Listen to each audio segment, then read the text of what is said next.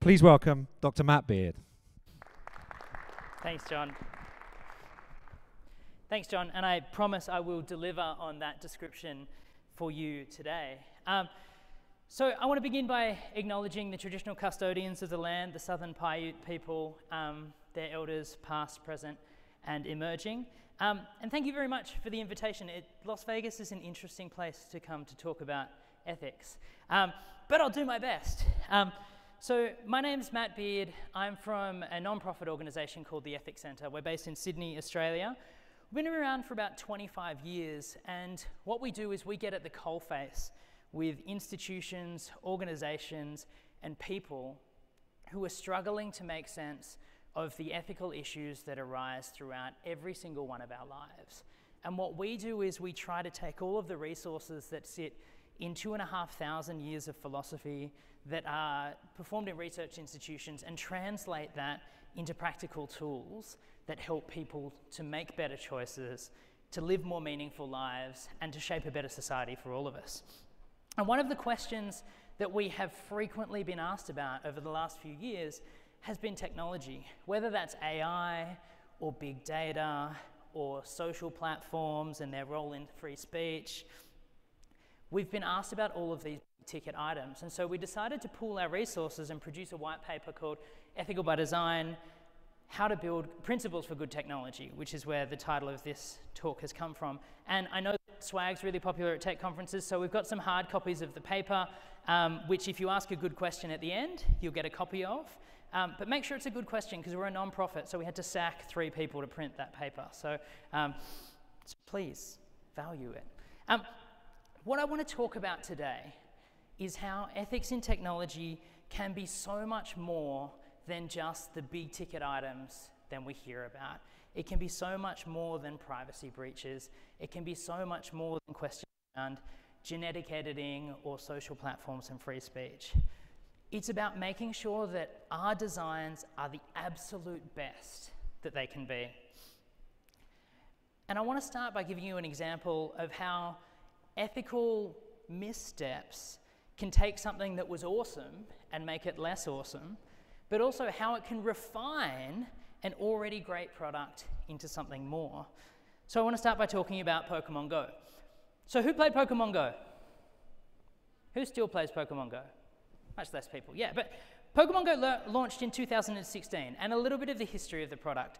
It launched off the back of an existing augmented reality game called Ingress, which combined data from Google Maps with an OpenStreetMap display, and it allowed players to crowdsource particular locations of significance, and different factions would battle it out for control over these locations by checking in at those locations.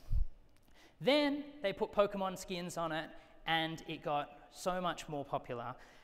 They partnered with Starbucks, with Apple and Sprint. By the end of 2018, they'd turned a profit of $3 billion. But more importantly than just the business story, it's awesome. Pokemon are really fun. It gets people active. Instead of gaming in your lounge room, you get to go out into the world and breathe fresh air and move your body. You engage with fellow gamers in the real world as opposed to intermediated on screens with all of the psychological and ethical challenges that gives rise to. And Pokemon Go, even though it's fading in popularity now, is going to come back. They're already working on a Harry Potter version of Pokemon Go where you can run around and you can meet characters from Harry Potter in the real world. I think they're going to put Dumbledore close to gay clubs, but never actually in the gay clubs, just to keep the magic alive. It's a little political Harry Potter commentary for you. We get to the real issues here. And although Pokemon Go is seemingly a really innocuous example to talk about in the ethics of technology, it actually gave rise to a range of different ethical problems. So, a Pokemon Go player crashes a car in Melbourne while playing the game. In New Zealand, a Pokestop is positioned at a Hells Angels nightclub, driving innocent gamers to criminal factions. One of the images, the green image there, is of Oakland in California, a predominantly African-American neighborhood, and you'll note that there are no Pokemon locations. So this game mirrors existing disadvantages. The grey image is in Taipei, when a Snorlax appeared and the entire city was shut down with people flocking to it. And perhaps my personal favorite from this museum of ethical horrors is a Pokemon called Coughing, which is a Pokemon that fights by exuding poison gas, which regularly appeared at the Holocaust Museum in DC. Now, not all the side effects of this has been bad. At the Tojimbo Cliffs in Japan, which are a prominent suicide spot, it was turned into a Pokemon Go location, and there were no recorded suicides after that point in the year that they were recording. So there are all of these side effects of what seems to be an innocuous technology. And the question is, how did this happen? How do fun and seemingly harmless intentions give rise to disruption, chaos, offense, injury, and possibly even death?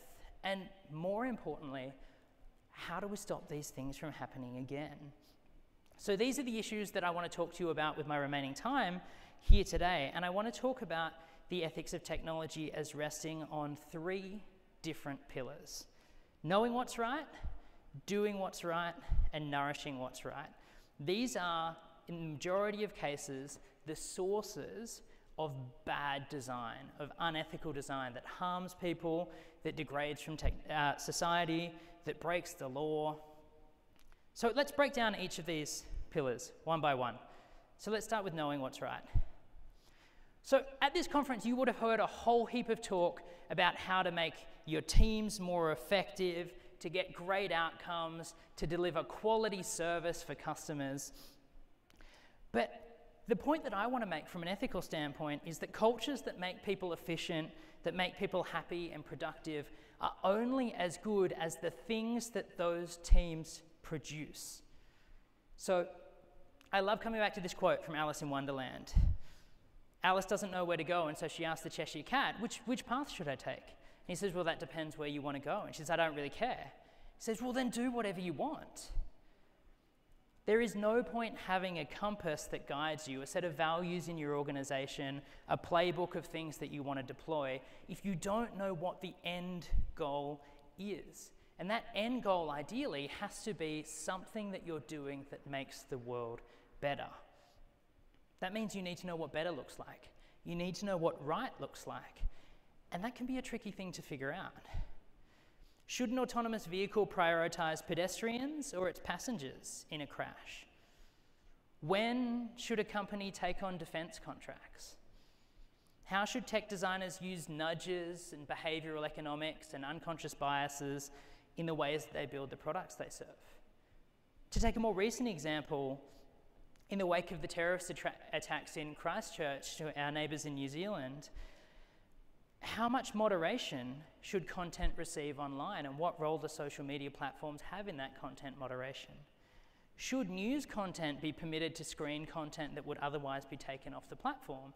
One of the major problems for social media platforms in being able to take down the Christchurch attack videos was that it was embedded in so many news pieces that were uploaded to the platform that it was really hard to distinguish what was journalism and what was trying to spread the terrorist message. Should free speech be protected at all costs? This is a big challenge for the project of ethical design, because in many cases the answers to these questions aren't clear-cut and they're not universally accepted. In fact, the question of autonomous vehicles recreates what philosophers call trolley dilemmas. And trolley dilemmas, Google them if you haven't watched The Good Place, which is where most of you will be familiar with it from. Trolley dilemmas are a case study in showing how divergent principles and different moral arguments can yield different but equally valid conclusions. So if ethical design is about building a better world, but what counts as better depends on what you think about ethics, that leads us to a problem. And the truth is, there are a bunch of different ways that you can think about ethics. These are 7 major paradigm ethical theories that exist just within the Western canon. This is not even taking into account other cultures. And I'm going to give you a little ethics 101 in about 3 minutes now. I'm going to run through each of these. So let's start with existentialists. Existentialists are folks like Jean-Paul Sartre, Simone de Beauvoir, Albert Camus, and they're interested in what they call radical freedom. They think that there's no such thing as a person, a man, a woman, a teacher, a tech designer, that exists in some essential form that we then kind of have to live up to that standard. They think we exist first and then we choose what we're going to become. And that makes us radically free. It also makes us radically responsible for all of the choices that we make. For existentialists, the ultimate ethical failure is living in bad faith.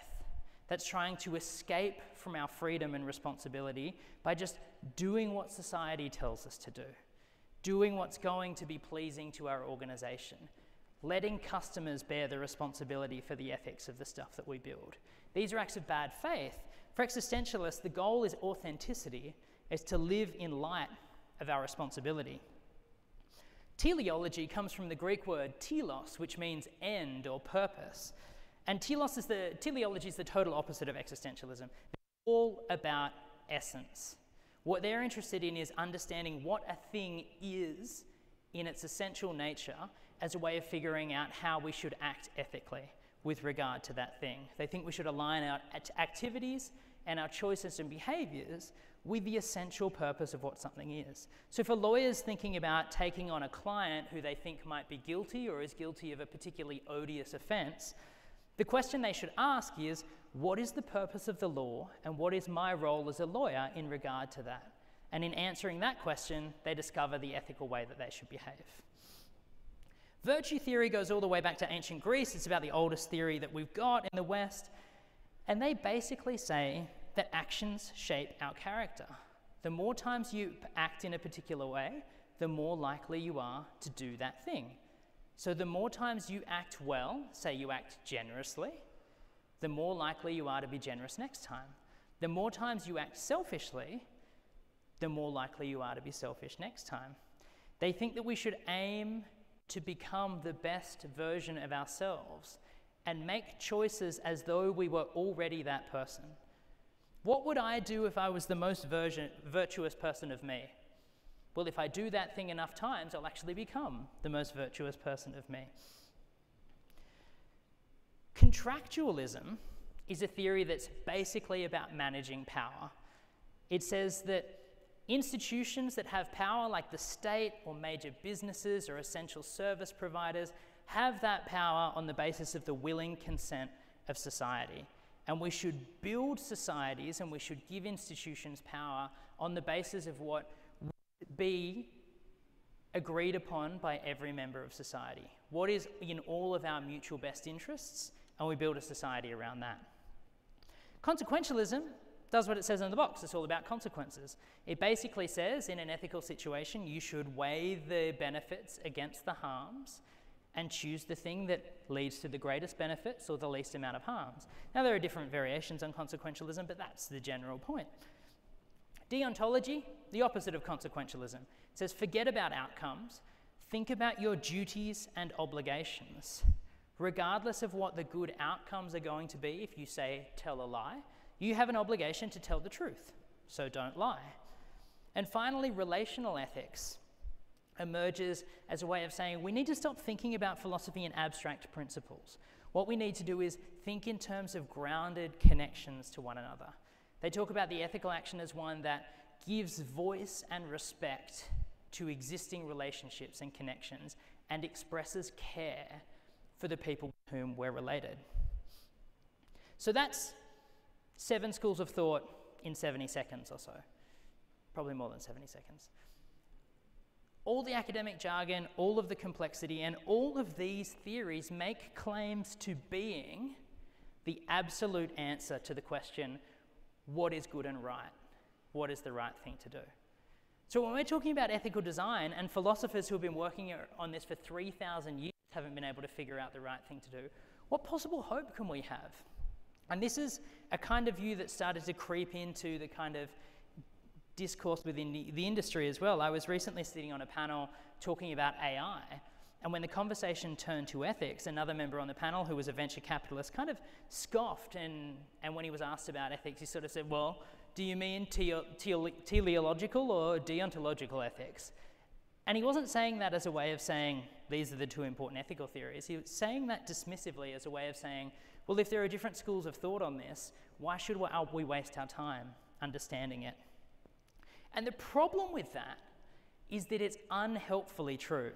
Because if we take away this academic jargon and we translate these into ordinary language, we can see that although there might be technical areas where these different schools of thought will disagree, they agree on far more than they don't.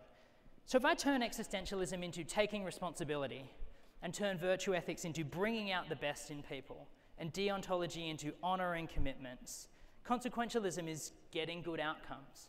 So consequentialism and deontology are always talked about as rival concepts. But do we really think that it's impossible to get good outcomes and honour our commitments at the same time? When we take away the academic jargon? When we think about ethics in this way, it allows us to get at what's universal rather than be distracted by what's different. The differences do matter. Sometimes they are going to be really important. But the person who's best equipped to dealing with those points of difference is the one who has a well-rounded sense of all of the different things that are important in any given situation. And this is the kind of approach that we've tried to take in Ethical by Design. We've tried to take a range of different perspectives on the ethics of technology and on moral philosophy more generally, and turn them into a set of universal principles and practical, kind of what we call like rules of thumb, to translate those abstract principles into practice. And I won't have a chance to talk about those practical principles at any length today, but here are the high-level principles that we came up with. 8 of them.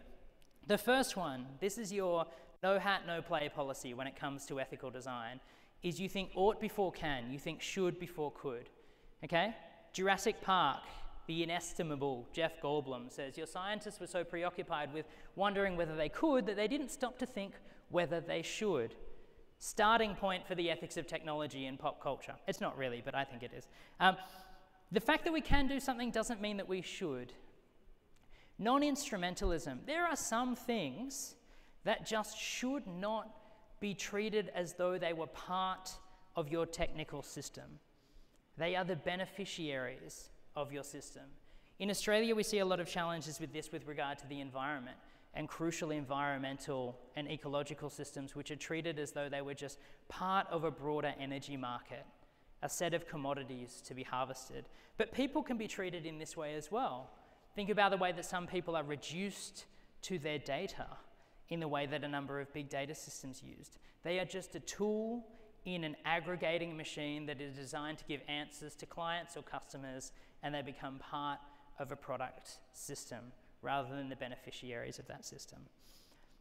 Self-determination, like at its core, technology is about empowering humans to do more than what they can do at the moment. But that means that it's all about freedom and choice. So technology that inhibits humans' freedom is going to be ethically problematic.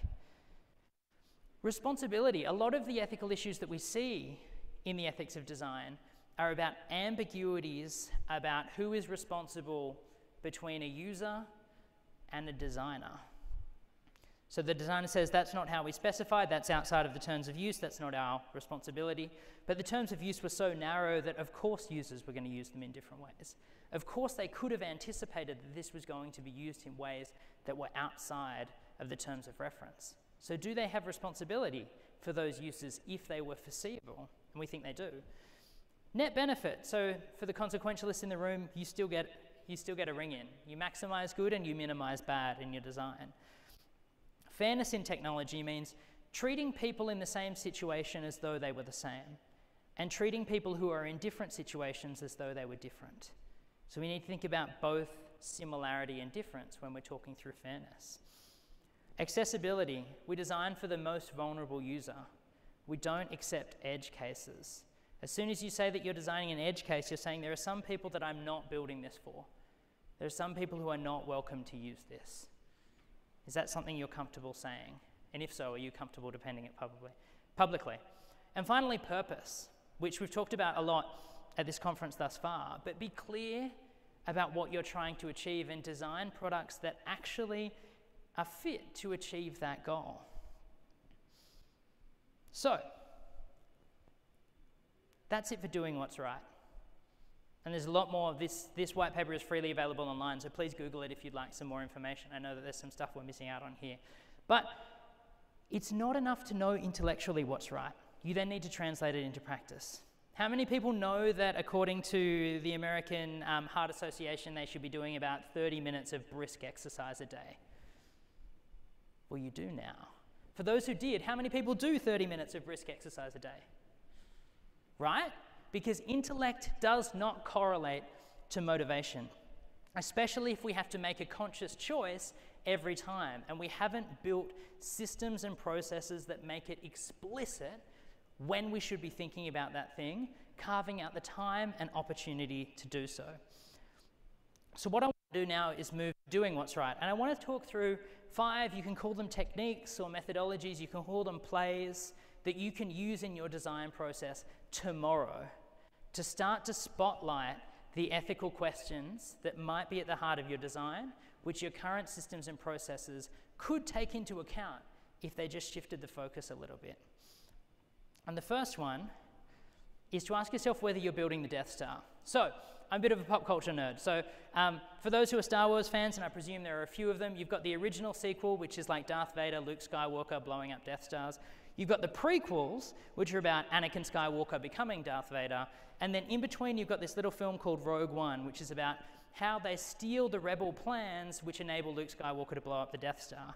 Now, before Rogue One comes out, there's this novel, and it's called Catalyst.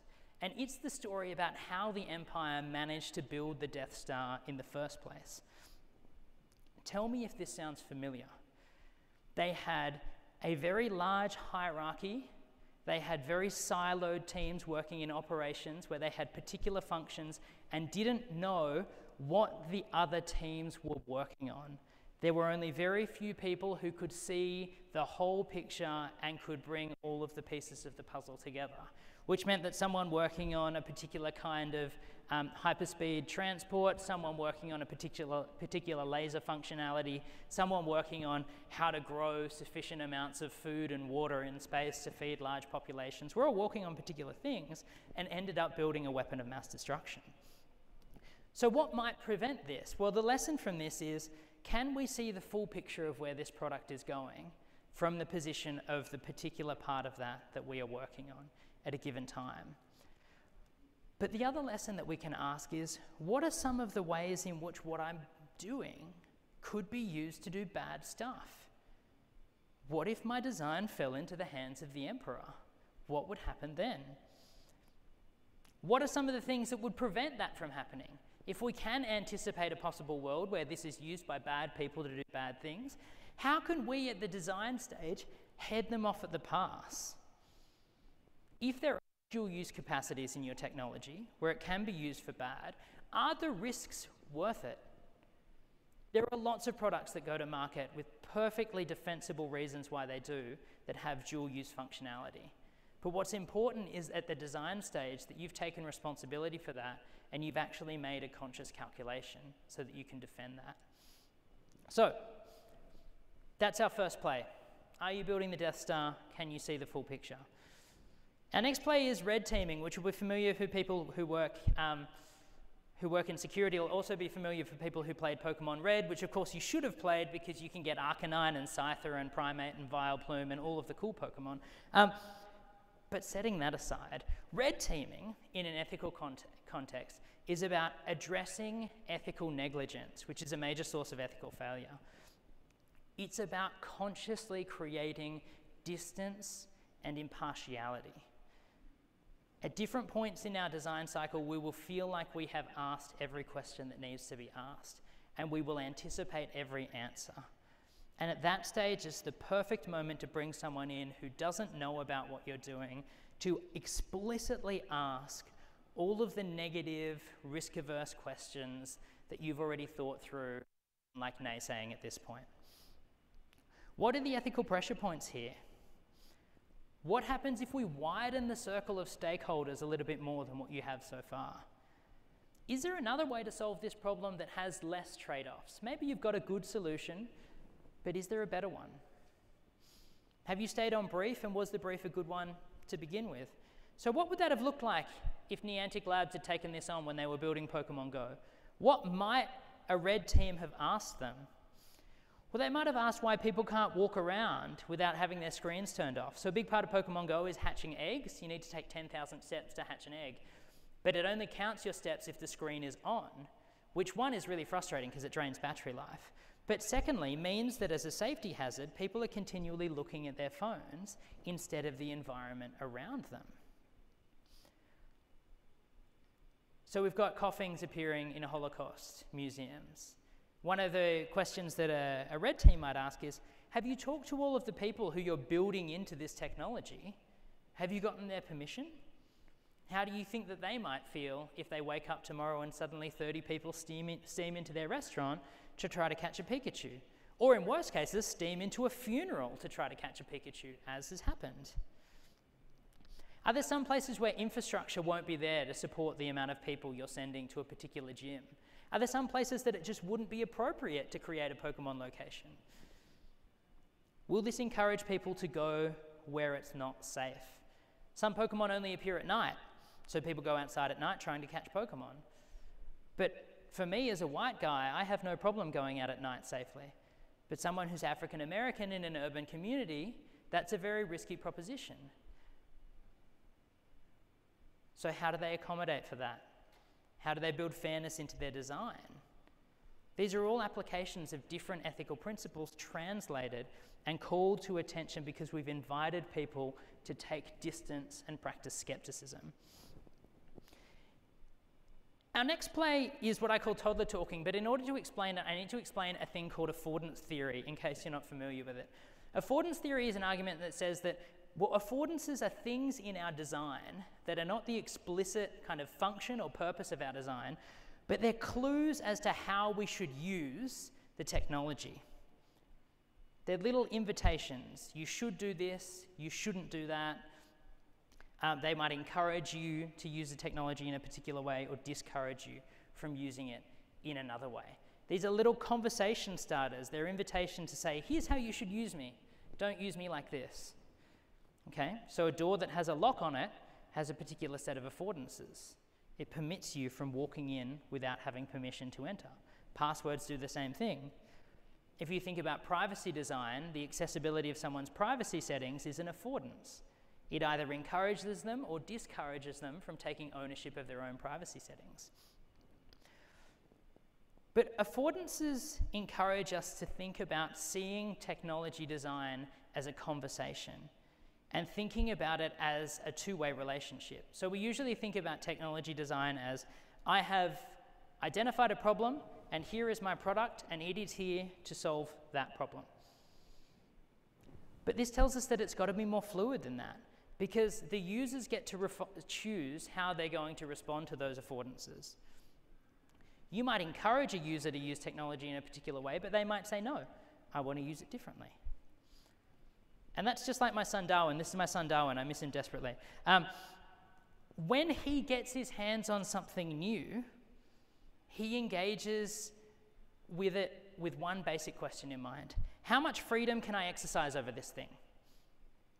Can I throw it? Can I chew it? Can I paint with it? What can I do with it?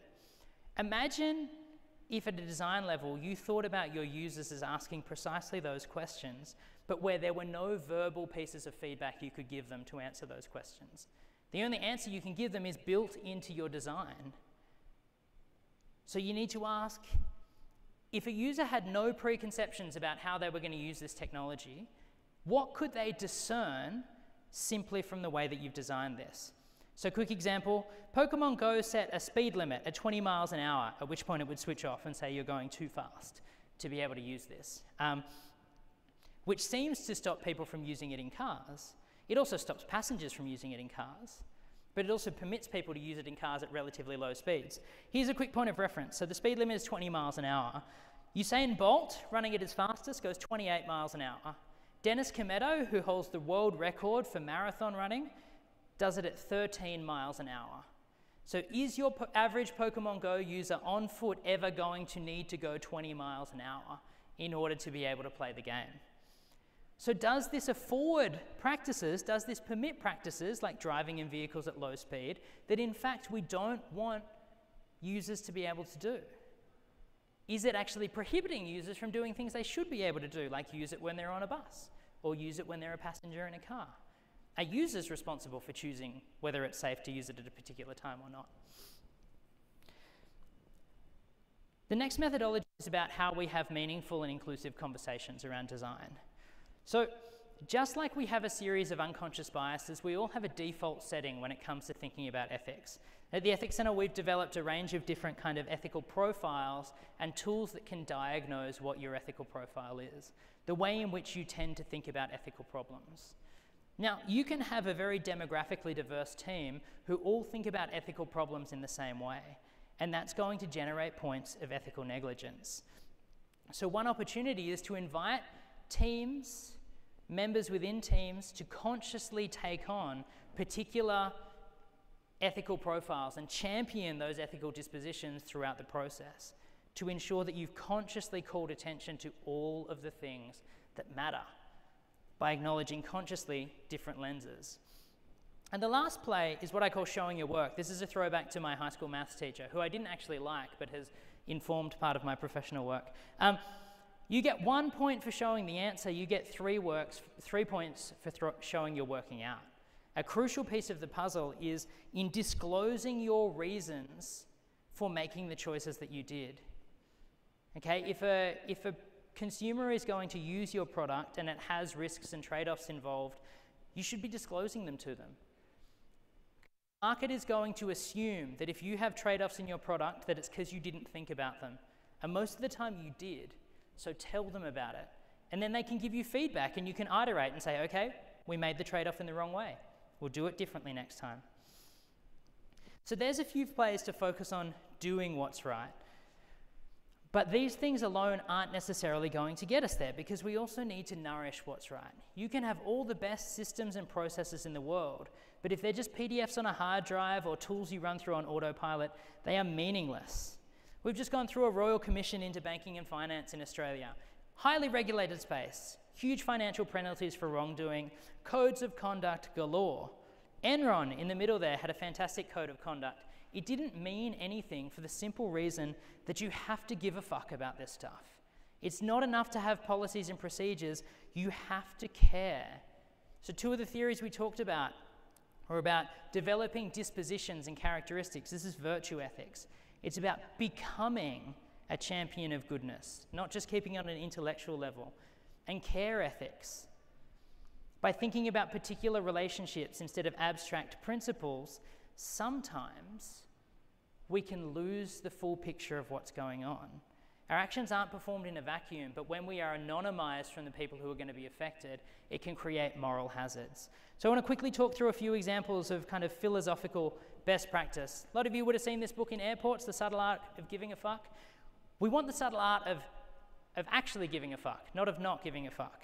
So here are 3 ways that I want you to think about doing this. The first is around incentives. What gets paid gets made.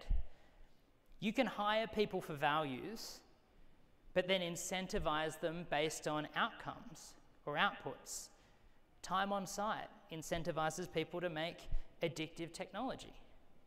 If 99% of your ad revenue is coming from ads, guess what you're going to incentivize? Storytelling. We are narrative creatures. So stories define us, and within an organization, the kind of stories around what it means to be an Atlassian, what it means to be a Googler, what it means to work at whatever organization that you do, the kind of crystallizing stories that form part of like folklore of your organization need to be built around ethics. They need to be defining moments where the values were lived despite there being high stakes. And finally, you need to choose your heroes wisely. Aristotle thought the best way to learn virtue was to have role models who we looked up to and emulated their behavior. So if our role models are people who perform really well, but they're actually kind of horrible human beings, what kind of a culture is that setting in the organization? So choose heroes on the basis of their ethical commitments, and then be really explicit with other people that that's why you look up to this person, because they care, because they take the time to think through vulnerable stakeholders. And most importantly, do it all the time. Do it when nobody's watching. Do it when it doesn't get you return on investment. Hypocrisy is the hill on which trust goes to die. And as you'll know, in an innovative context where you don't want too many constraints, you need to be trusted. Some of that trust probably also is built by constraints, but that's another conversation. I want to say one last thing about diversity really quickly. Thinking about ethics gives us a new way of thinking about diversity. It gives us two reasons why we should care about diversity. Firstly, because it gives us skin in the game. By seeking those who are most likely to be affected by the bad parts of our design, we have impetus, we have care for what happens.